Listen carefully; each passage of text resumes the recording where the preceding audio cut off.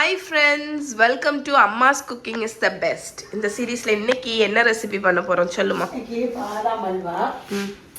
அதுக்கு பாதாமை நான் கொஞ்சம் ஊற வச்சு எடுத்துருக்கேன். ஓகே. அதுக்கப்புறம் நான் சர்க்கரை, பால், நெய், ஏலக்காய், 2 ஸ்பூன் கோதுமை மாவு, அதுக்கப்புறம் கொஞ்சம் ஒரு பிஞ்ச் அளவுக்கு சால்ட்டு. ஓகே, இவ்வளோ தான் வேணும். இது ஆத்தென்டிக் ரெசிபி கிடையாது, இது அம்மாஸ் வெர்ஷன். நானாட்டு தான் பண்ணுறேன். அம்மா ஸ்டேக் அம்மாவோட ரெசிபி. பாலை நம்ம கொஞ்சம் சூடாக்கிக்கலாம்.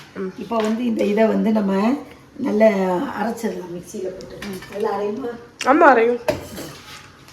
இப்போ இதில் நான் போடுறேன். ஒரு கப்பு இருக்கும். ஓகே, 1 கப்பு ஊற வச்ச பாதாம். தோல்லாம் நாங்கள் நீக்கலை. நம்ம தோல் நீக்கலை. இதை ஃபஸ்ட்டு அரைச்சிட்டு பால் ஊற்றிக்கலாம். தான் நான் அரைச்சி கொண்டு வரேன். பால் எடுத்தா ஸோ இதில் பாலை ஊற்றி அரைக்கணும். நீங்கள் வெதுப்பான பால் ஊற்றி நம்ம அரைச்சி எடுத்துகிட்டு வந்துடலாம். ஸோ இங்கே நான் பாதாமை கிரைண்ட் பண்ணிவிட்டு பால் கொஞ்சமாக ஒரு கப் அளவுக்கு பால் ஊற்றி நம்ம இது ஒரு பேஸ்ட்டாக அரைச்சிடலாம். ஸோ இங்கே பார்த்தீங்கன்னா ஒரு 2 கப் அளவுக்கு ஹாட்டான இல்லாட்டி வெதுப்பான பாலை ஊற்றி நல்ல ஸ்மூத்தாக அரைச்சிருக்கேன். நீங்கள் இதில் லைட்டாக ஒரு டெக்ஸ்சர் தெரியுதுல்ல, அது ஏன்னா நான் தோலோடி அரைச்சிருக்கேன். நீங்கள் தோலை நீக்கிட்டிங்கன்னா நல்ல வெள்ளைன்னு வரும். பட் எனக்கு அது பெருசாக டிஃப்ரென்ஸ் மேக் பண்ணாது. அதுவும் இந்த பர்டிகுலர் ரெசிப்பியில் ஏன்னு பார்த்தீங்கன்னா இதில் நம்ம வெல்லம் தான் ஆட் பண்ண போகிறோம். அதனால் உங்களுக்கு கலர் பெருசாக தெரியாது.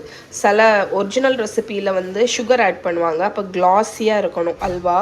அப்போ உங்களுக்கு தோல் இருந்தால் மேபி அந்த டெக்ஸ்சர் தெரியும். பட் இது நம்ம தோலை இருந்தாலும் சரி இல்லாட்டாலும் சரி ஜாகரி வச்சு கொஞ்சம் ஹெல்த்தியாக பண்ணுறதுனால டிஃப்ரென்ஸ் பெருசாக இருக்காது. தோலோடி தான் நான் அரைச்சிருக்கேன். இப்போ நம்ம அல்வா கிண்டிடலாம்.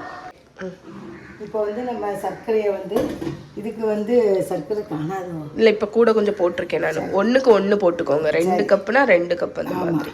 கொஞ்சம் தண்ணி ஊற்றி முங்குற அளவுக்கு கொஞ்சம் இப்படி தண்ணி ஊற்றணும். இதை காய்ச்சிடலாம். அது காய்ச்சறது கடையில் என்ன ஒரு ஈச்சை சுற்றிட்டே இருக்கு இங்கேயும்.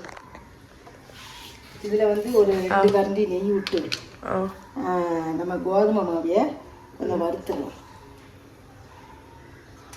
கோதுமை மாவு எதுக்கு போடுங்க? அது கொஞ்சம் ஒரு பைண்டிங், இந்த இது கொஞ்சம் வலுவ திக்னஸ்க்கு. Okay, consistency 2 spoon. ரொம்ப குறைவாக போட்டோம். அடுப்பே அம்மா இப்போ தான் பற்ற வைக்கிறேன். இதில் ஜாகரி போட்டிருக்கிறதுனால இது ஹெல்த்தியும் கூட. வித்யா,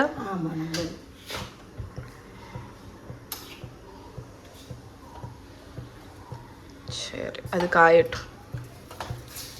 கோதுமை மாவு போட்டுடலாம். ஒரு 2 ஸ்பூன் தான்.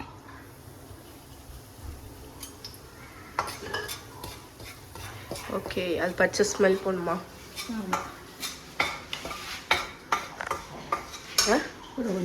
வேண்டாம், போதும்மா. பிறகு பாதாம் ஹல்வாவோட இது போயிடும். பாதாமும் உனக்கு திக்னஸ் கொடுக்கும்.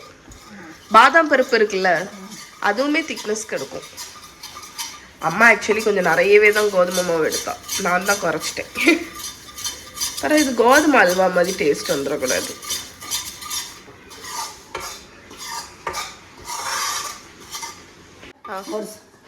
இந்த மனம் வருது பார்த்தீங்களா? இப்போ நம்ம இந்த அரைச்சி வச்ச பாதாமை அதில் கொட்டிடுவோம்.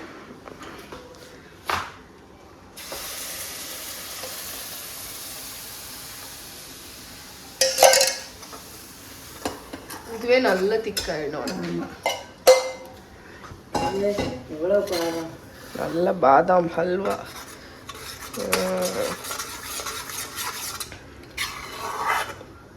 இதை இனி நம்ம கட்டி ஆகிற வரைக்கும் கிண்டணும்.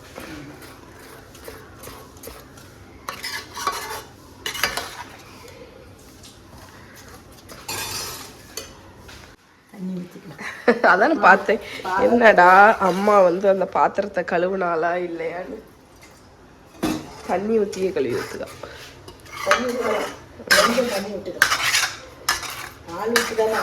ஆமாம், இந்த பவுல் க்ளீன் ஆகிற வரைக்கும் க்ளீன் பண்ணி விடுவா. க்ளீன் எனக்கு அப்படி இருந்தால் பிடிக்காது. வேஸ்ட் பண்ணால் அம்மாவுக்கு பிடிக்காது. அம்மா அப்படியே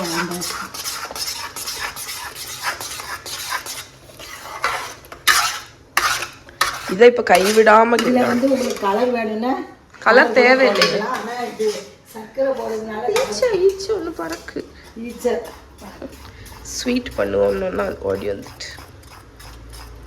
ஓகே, நான் ஒரு 5 மினிட்ஸ் இருந்து கிண்டிகிட்டே இருக்கேன். அப்போ தான் வந்து அடி ஒட்டாமல் வரும். கொஞ்சம் திக்காகி நல்லா அந்த பபுள்ஸ் வர ஆரம்பிச்சிருச்சு. அது கரைஞ்சிட்டா? ஆமாம், சர்க்கரை வந்து நம்மளுக்கு இதாக கரையணும், அவ்வளோதான். பால் பதம் அதெல்லாம் ஒன்றும் தேவை கிடையாது. இப்போ இதை நம்ம இதை ஊற்றிடலாம். ஓகே,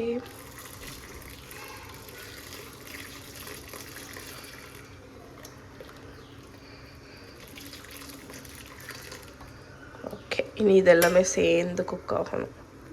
சர்க்கரை சொன்னீங்க, கலரே வந்துட்டு நல்லா.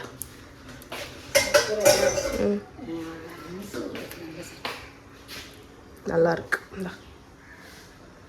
இது முழுகி நல்லா வரும். சர்க்கரையை ஊற்றியாச்சு. இப்போ கொஞ்சம் தண்ணியாக தான் இருக்குது. இனி இது கொஞ்சம் கட்டியாகும், கொஞ்சம் நேரம் ஆகும். அம்மாக்கே வந்து இந்த ரெசிபி ஒரு கேள்விக்குறி. அம்மா வருமா? இது நானாக தான் செய்கிறேன்.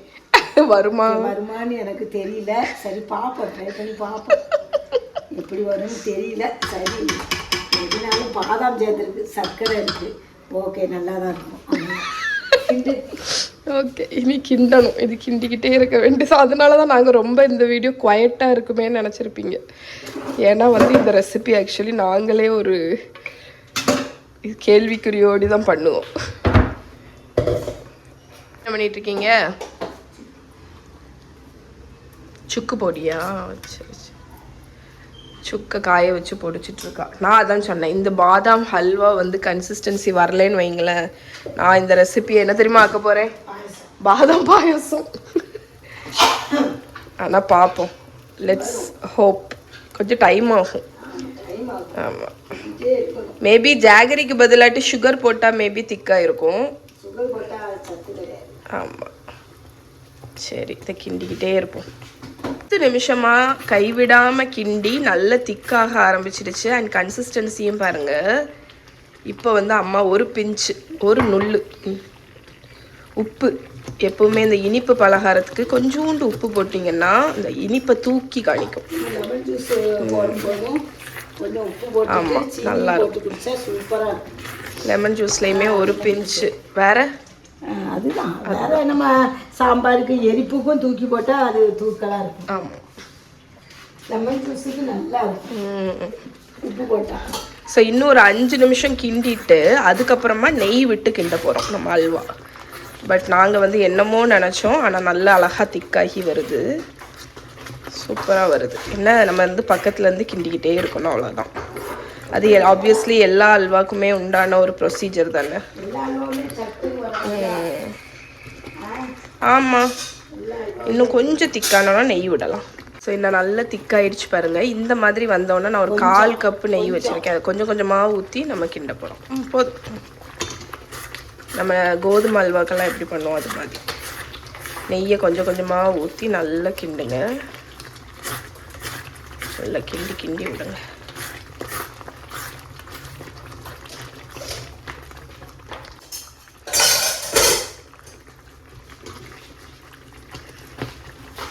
அம்மா அப்பா. ஓகே, நம்மளோட ஹல்வா பாதி நெய் ஊற்றி நல்லா கிண்ட கிண்ட கிண்ட சூப்பராக திக்காகி வந்துடுச்சு பாருங்க. அம்மா பாவம், இது நீ கிண்டு, நான் படுக்க போகிறேன்னு சொல்லி போயிட்டா. இப்போ நான் லாஸ்ட் கொஞ்சம் நெய்யை ஊற்றுறேன். டோட்டலாக ஒரு 1/2 கப் அளவுக்கு நெய் ஊற்றிருப்பேங்க. ஏன்னா அல்வா வந்து நிறைய பார்த்தீங்களா, அதனால நெய்யுமே கொஞ்சம் ஜாஸ்தி தான் தேவைப்பட்டுச்சு. வச்சு நம்ம நல்லா கிண்ட போகிறோம். எனக்கு தெரிஞ்சு இன்னொரு 5 நிமிஷம் கிண்டிக்கிட்டே இருந்தால் பக்குவம் வந்துடும் நினைக்கிறேன். ஓகே ஃப்ரெண்ட்ஸ், அவ்வளோதான். நம்மளோட பாதாம் ஹல்வா, ஜாகரி வச்சு பண்ண ஹல்வா ரெடி பாருங்கள். ஏன்னா அந்த சைடில் நெய்யெல்லாம் பிரிஞ்சு வர ஆரம்பிச்சிடுச்சு. இப்போது ஒரு 1/2 டீஸ்பூன் ஏலக்காய் தூள் போடுறேன். கட் பண்ணி வச்சுருக்கிற கேஷ்யூஸ், பாதாம் இருந்துச்சுன்னா பாதாம் கூட நீங்கள் போட்டுக்கலாம்.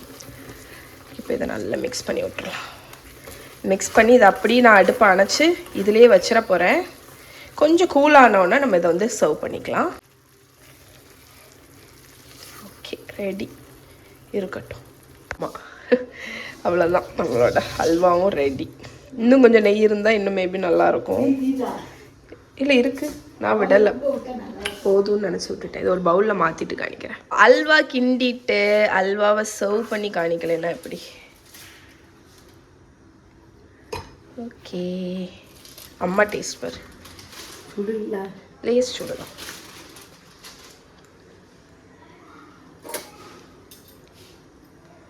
நம்மளோட ஹெல்தி பாதாம் ஹல்வா.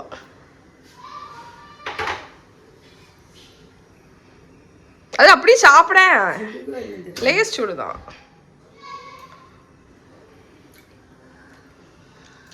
நல்லா இருக்குல்ல? நைஸ். ஸோ இதை ட்ரை பண்ணி பாருங்கள். ஹல்வாவோட கன்சிஸ்டன்சியும் நல்லா இருக்குது ஆக்சுவலாக. இல்லை பாருங்க, பார்த்தீங்களா? கன்சிஸ்டன்சி நல்லா இருக்கு. இன்னும் ஆறும்போது இன்னும் திக்காகும். இது நாட்டு சர்க்கரைனால ஒன்றும் செய்ய முடியாது.